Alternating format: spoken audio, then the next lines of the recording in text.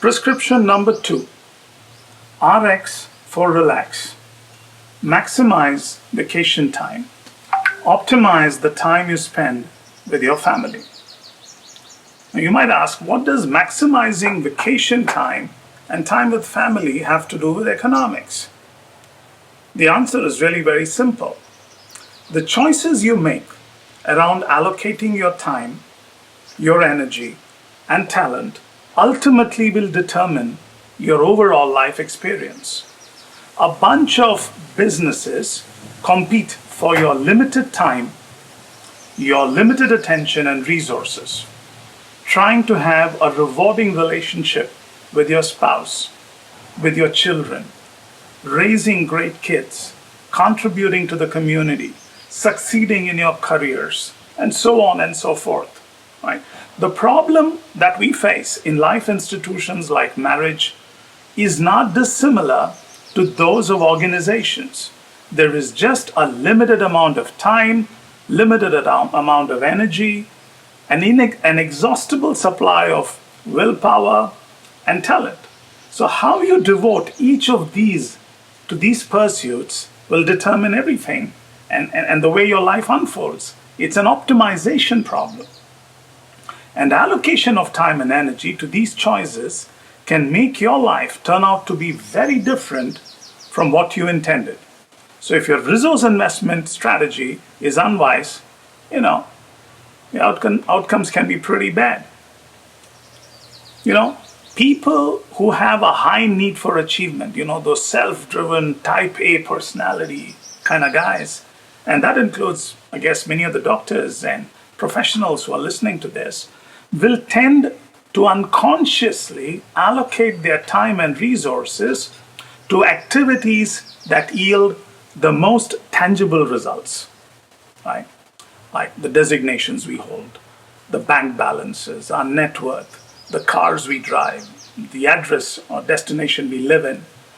These external paraphernalia offer the most concrete evidence to ourselves and society that we've been moving upwards and forwards. Now, contrast this. Investing time in relationship with our spouse, our partner, and our children typically doesn't offer that same immediate sense of achievement, visible achievement. Kids misbehave all the time, right? Teenagers rebel all the time.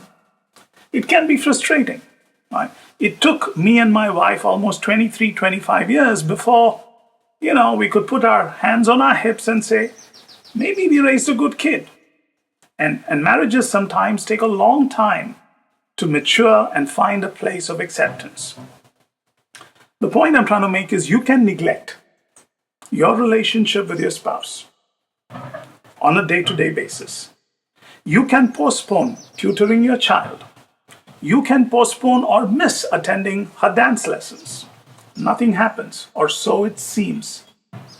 It all seems to be fine until it is not. One final straw snaps the camel's back and everything can come crashing down all of a sudden. Precipitous collapse. Doctors who are driven to excel tend to unconsciously underinvest in their families and overinvest in their careers.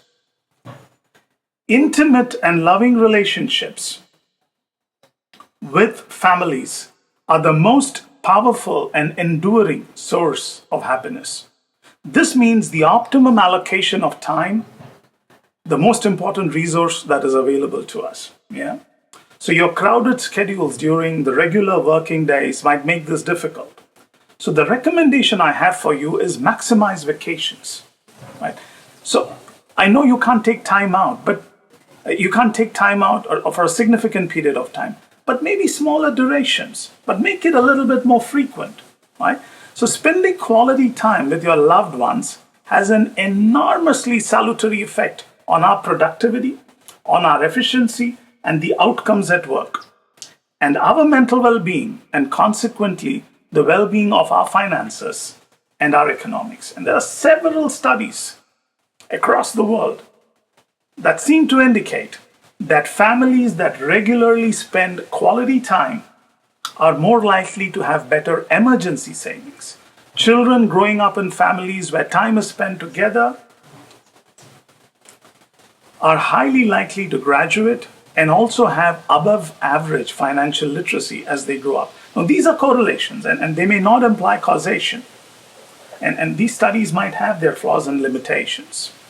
But the point I'm making is the temptation to overinvest in things that seem to provide immediate and visible results and underinvest in families doesn't seem like a wise investment idea overall. Right? And investigations, even if you look at or investigate the causes of business disasters, you will find that behind that is a founder, generally, who has this propensity towards investing in endeavors that offered immediate gratification. Right? Everything takes time. Everything needs time to cook, to bake. And that's the biggest risk sometimes we take, is just not give things its time to blossom, to bake, to cook, to flower.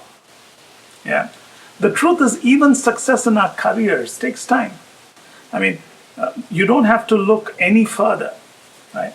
Just take inspiration from Jeff Bezos. He built this behemoth, Amazon, right? And Bezos, I remember, famously once said that his overnight success took 10 years. It took a decade of relentless effort, experimentation, and perseverance to achieve a vision with a longer-term focus than most of the others could accommodate or afford. It took time and relentless enthusiasm, especially during the darkest of hours. And Bezos consistently emphasized the value of patience and persistence in business, advising entrepreneurs to focus on longer-term goals rather than seeking immediate gratification. And when you see this in the perspective of our personal lives, it reveals a concerning trend. People are now dedicating fewer resources to things they once considered were of utmost importance.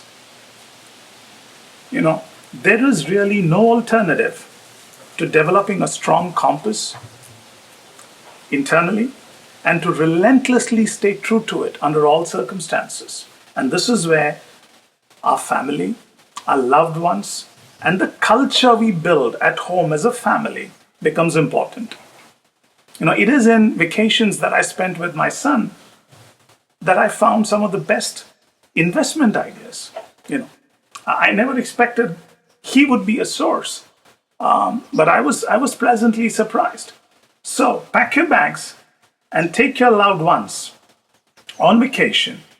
Spend time and have conversations that can change and elevate the quality of your life, the quality of your overall well-being, and trust me, the overall well-being of your economics and finances. We will move on to prescription number 3 next.